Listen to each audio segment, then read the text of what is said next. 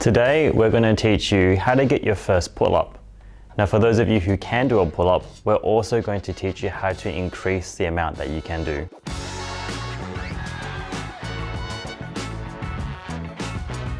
Now, the feeling to be able to do your first pull-up, or pull-ups in general, is great.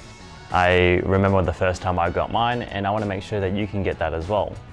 Now, the pull-up is one of those best exercises that you can do for your back muscles and your lat muscles. And really, it only takes one piece of equipment, which you can buy for 20 bucks at your local stores. Now, the next best thing is it actually doesn't take long to do pull-ups. If you can do them, it's an effective exercise, an effective workout.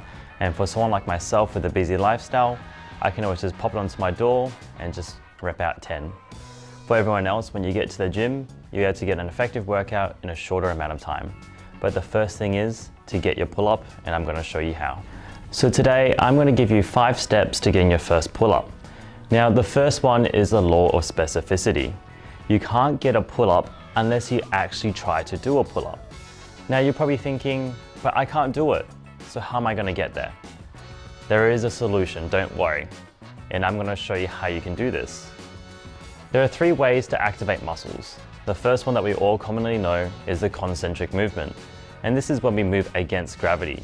So this could be you doing a bicep curl and moving all the way up to your shoulder. For the pull-up, it's the actual pull-up itself. The second way we call an isometric. This is the one that fires the most muscles while having no net movement. So thinking about that bicep curl, imagine yourself getting stuck halfway through. This works all the muscles as well as the motor neurons for you to be able to use your muscles effectively. Now, the last one we call an eccentric. And this is negative movement against gravity and also resistance. These are the 2 movements, the isometric and also the eccentric, that will help you use your muscles to get stronger, get your first pull-up, while not actually being able to do the pull-up. So I'm going to show you how we can do that.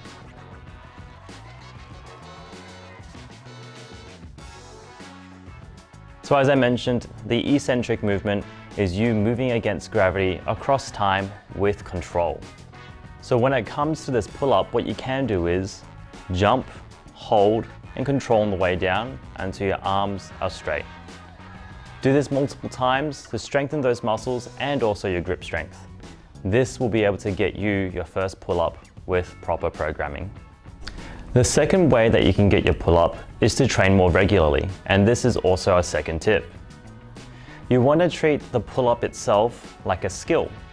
There was a research to show about people who would like to increase their ability on typing, and they gave us 4 different types of solutions. Now, this was something I was given in my exam. You could either practice 5 hours every week for 1 day, you could practice 1 hour every 2 days, or you could practice 20 minutes every day for 7 days a week.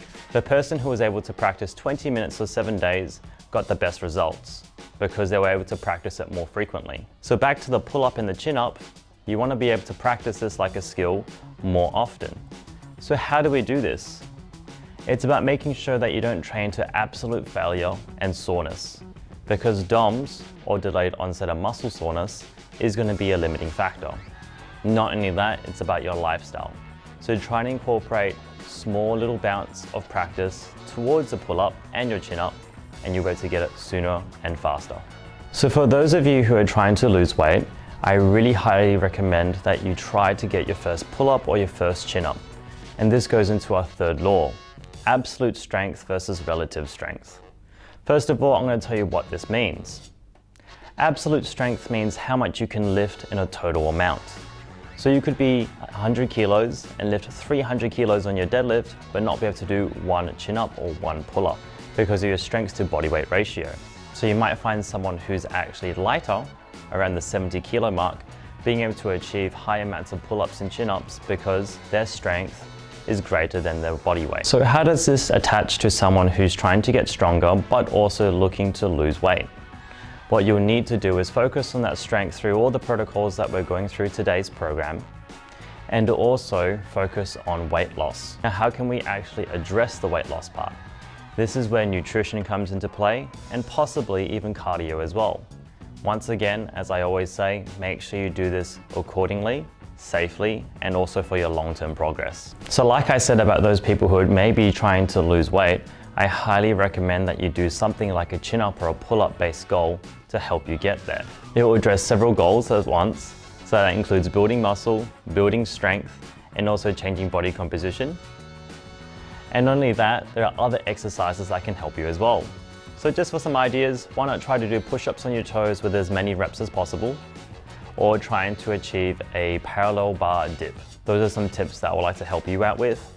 And for those of you who are watching and listening to this, comment down below and let me know which one you prefer, pull-ups, dips, or push-ups. Now tip number 4 to getting your first pull-up and your first chin-up is actually the law of transfer. And I know it sounds like the law of specificity outweighs this, but we need to make sure we can address other things to help you get there. So yes, to get better squats, you have to squat, but you might put in exercises like lunges, goblet squats, or leg press. When it comes to the pull-up, it's no different. So addressing the law of transfer, we can do things like lat pull downs, close grip lat pull downs, and also inverted rows. These exercises will work those muscles, will help you work your grip strength, and work the pattern of pulling your chest towards a bar. So I highly recommend that you implement some of these exercises throughout your programs as well. Now here is my 5th and final tip, which I think is also one of the most important ones. We touched on it a little bit, and it's about not training to failure. The reason why I say to not to train to failure is so that you can actually start to practice this more and more per week. Now if you do start to feel a little bit sore when you first start, yes, that's a bit normal because it's something new towards you. And here's what I recommend for many people to try and implement at least 2 to 3 times per week, even if you're trying to get there, or if you're already able to do pull-ups and want to increase it. This is the formula that I highly recommend for you to increase your pull-ups and also your chin-ups. So if you can do 2 pull-ups or 2 chin-ups at this point in time, I highly recommend that you multiply that by 1.5. So if you're doing 2, I recommend that you do 3 pull-ups per workout to help you get there. Now the goal is to not just rep these out, but practice them. So do 3 sets of 1 and accumulate those 3 reps as perfect as possible to get you there. So what happens if you can do 7 and you multiply by 1.5 and it comes as an odd funny number? Well, why not just round it up by 1? The whole point of this is just for you to be able to practice and increase over time. So for those of you who can't do pull-ups and chin-ups, here's my general rule for you.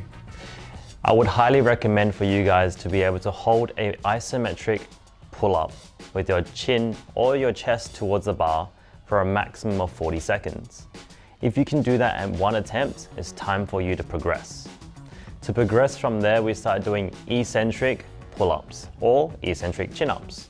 And I highly recommend that you do at least 5 reps, trying to control as slow as possible, jumping into a full extension in the arms.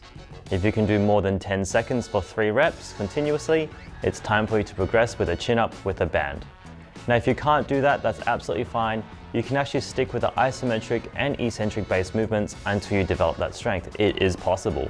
But we recommend that you use a band so you can help yourself get used to the motion of actually pulling up.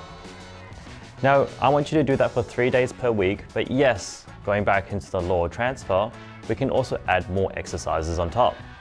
This includes the inverted row, if you can do those, and I highly recommend it if you can do it with a suspension trainer as well.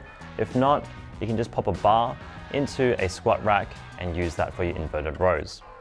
Other exercises I highly recommend is a heavy dumbbell row, and this is going to be with speed on the way up, an isometric hold at the top, and also an eccentric control on the way down. I recommend doing about 3 sets of 10 to an RPE 10 or 1 or 2 reps in reserve if you can also use that.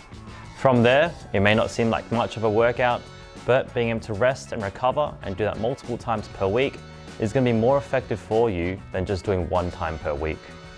So that's the solution for you guys to get better chin-ups, better pull-ups, or for you to be able to get your first chin-up and pull-up. If you found this useful, let me know. Comment in the section below, like, comment, share, and subscribe, and let's share the vision of being able to help build momentum with everyone across the world. Thanks for watching, guys.